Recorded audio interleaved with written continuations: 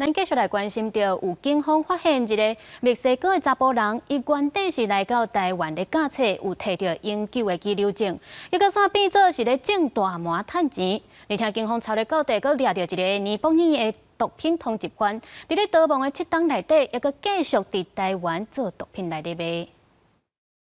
政府武装甲门弄破了，维安特军队大规模戒备，伫个内面抓人。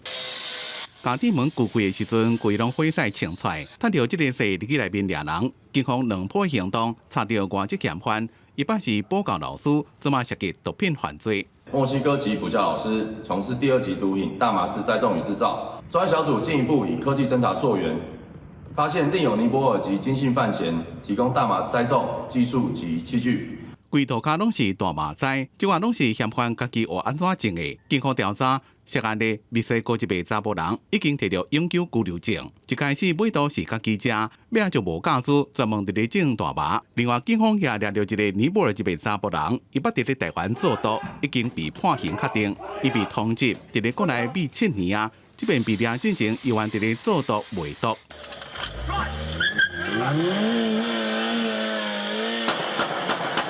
毒品的问题伫台湾正严重。新北市警方13伫咧路查车时阵，就查到毒品通缉犯无愿意落车接受检查，冲动警车了逃走。警方是开枪警告，彰显假意受检，随即冲撞巡逻车，故同仁对该车左前轮胎开枪事发示警，并于车内查获3级毒品。奈基甲酮、依托米酯、烟弹4颗、阿非他命、海洛因等毒品。根据内政部的资料，国内所查到的毒品的案件，敢若是去年就36000外件，涉嫌人到38000外人。